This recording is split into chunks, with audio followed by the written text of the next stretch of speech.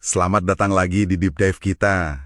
Kali ini kita mau bahas materi yang udah Anda siapkan soal prosedur ya. Prosedur kalau kita nemu sesuatu yang kita duga cagar budaya di Indonesia. Betul. Kita bakal kupas tuntas nih langkah-langkahnya, acuannya jelas, Undang-Undang Nomor 11 Tahun 2010. Yap, betul sekali. Misi kita simpel aja, biar Anda semua paham langkah yang benar tuh gimana, siapa aja yang terlibat, terus hak dan kewajiban kita sebagai penemu tuh apa aja. Penting itu. Penting banget kan? Soalnya ini bukan cuma nemu barang antik terus wah untung gitu. Bukan. Ini soal jaga sejarah kita bareng-bareng. Oke, siap ya?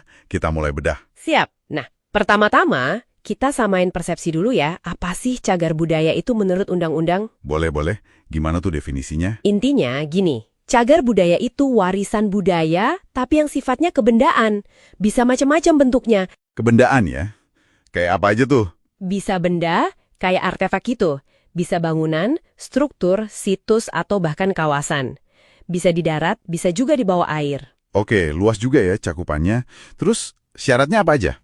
Ada 2 syarat utama, gampang ingetnya. Pertama, usianya minimal 50 tahun. 50 tahun? Wah, berarti barang dari tahun 70-an awal udah bisa masuk kriteria dong ya. Sekarang menarik. Bisa jadi, bisa jadi. Terus yang kedua, dia harus punya nilai penting. Nah, nilai penting ini bisa buat sejarah, ilmu pengetahuan, pendidikan, agama, dan atau kebudayaan. Oke, jadi kuncinya umur minimal 50 tahun sama punya nilai penting atau arti khusus gitu ya. Sip. Nah, kalau gitu misalnya nih, Ana nemu sesuatu yang kayaknya cocok sama ciri-ciri tadi. Apa yang mesti dilakuin? Ada 4 langkah kunci yang perlu diingat. Saya coba rangkum ya. Kenali, amankan, laporkan, dan pastikan. Kenali, amankan, laporkan, pastikan. Oke, coba kita breakdown satu-satu. Pertama, kenali. Maksudnya gimana tuh? Ya, kenali itu maksudnya coba amati dulu ciri-cirinya. Kelihatan tua nggak? Kayaknya lebih dari 50 tahun. Terus ada yang unik nggak? Mungkin ada kaitan sama sejarah atau gaya bangunan zaman dulu gitu. Ini penilaian awal kita aja. Oke, observasi awal lah ya.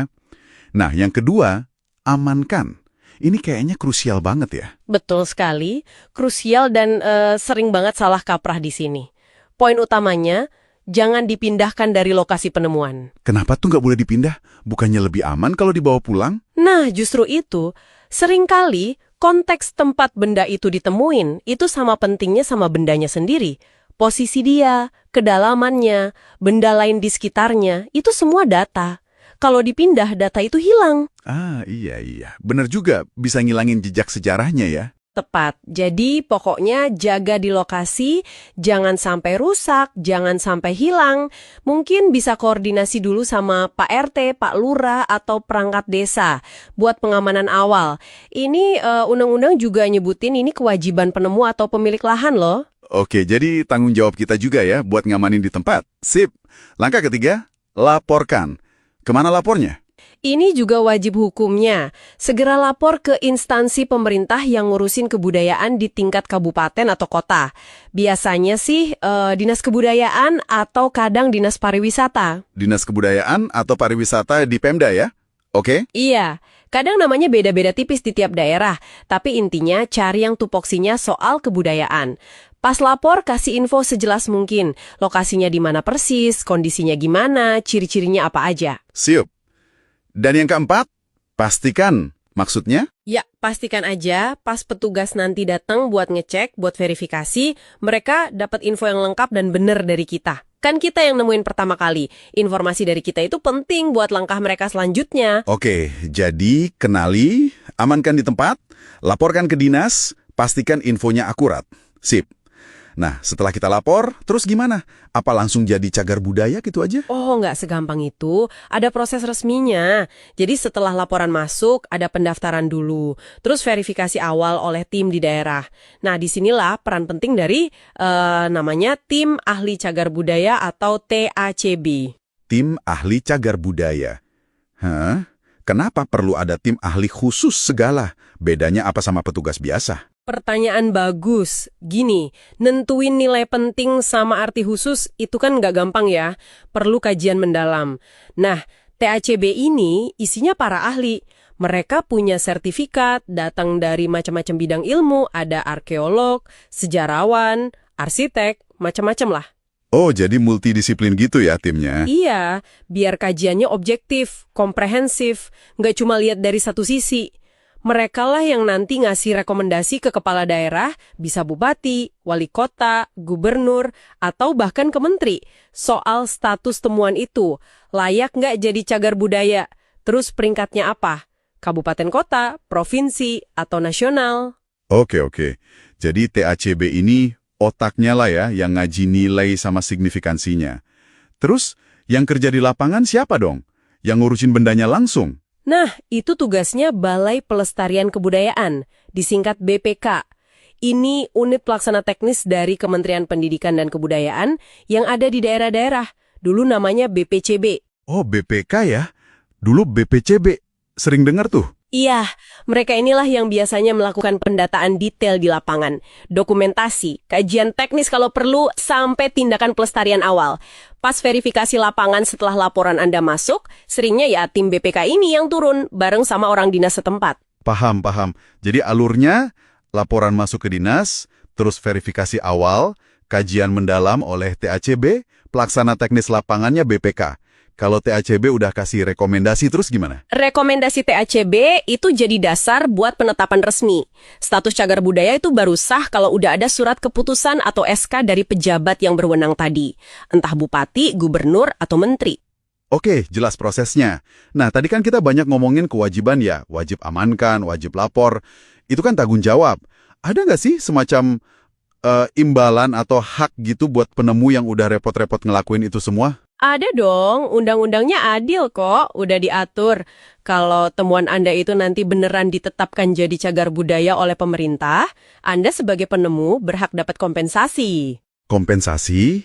Berupa apa tuh biasanya? Bisa macam-macam, bisa berupa uang atau bentuk lain yang dianggap layak sama pemerintah.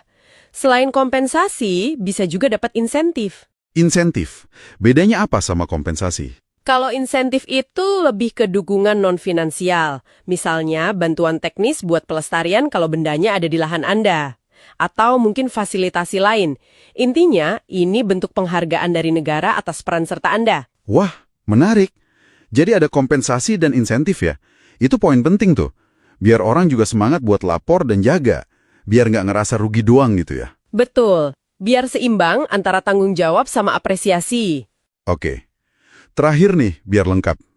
Apa aja sih yang dilarang keras terkait cagar budaya ini? Rusak, nyuri, mindahin secara ilegal tanpa izin, malsuin, atau bahkan jual beli atau mindahin kepemilikan cagar budaya tanpa prosedur yang benar. Sanksinya gimana? Berat. Ada sanksi pidana penjara dan denda yang nggak main-main. Ini nunjukin kalau negara serius mau melindungi warisan budayanya. Oke, sip. Jelas banget larangannya, dan ada konsekuensi hukumnya. Baik, kayaknya udah cukup komprehensif ya bahasan kita. Coba kita rangkum sedikit ya poin kuncinya buat pendengar. Boleh. Jadi, kalau Anda nemu sesuatu yang kayaknya berpotensi jadi cagar budaya, ingat 4 langkah tadi. Kenali ciri-cirinya, amankan di tempat, ini penting banget, jangan dipindah. Terus, laporkan ke Dinas Kebudayaan Pariwisata setempat, dan pastikan info yang Anda kasih itu akurat pas petugas datang. Betul. Buat ngaji nilai, dan Balai Pelestarian Kebudayaan buat urusan teknis di lapangan. Dan jangan lupa, Anda sebagai penemu punya hak dapat kompensasi atau insentif kalau temuannya diakui resmi. Nah, itu dia. Jadi, ingat ya, ngelaporin temuan itu bukan cuma kewajiban, tapi ada haknya juga. Dan yang paling penting mungkin ya, pelestarian warisan budaya ini bukan cuma tugas pemerintah. Kita semua punya peran. Langkah cepat dan tepat dari Anda pas nemuin sesuatu, itu bisa jadi kunci penyelamatan sepotong sejarah bangsa yang mungkin nggak ternilai harganya. Setuju banget. Pengetahuan ini jadi bekal buat kita semua biar bisa ikut kontribusi nyata. Nah, sebagai penutup nih, ada satu pemikiran menarik. Coba deh Anda renungin. Dengan kriteria usia 50 tahun dan punya arti khusus tadi. Benda atau tempat apa ya di sekitar Anda sekarang ini yang mungkin banget bakal dianggap cagar budaya 50 tahun lagi? Atau mungkin 100 tahun lagi? Kira-kira cerita apa ya tentang zaman kita sekarang yang bakal mereka sampaikan ke generasi mendatang nanti? Coba direnungkan.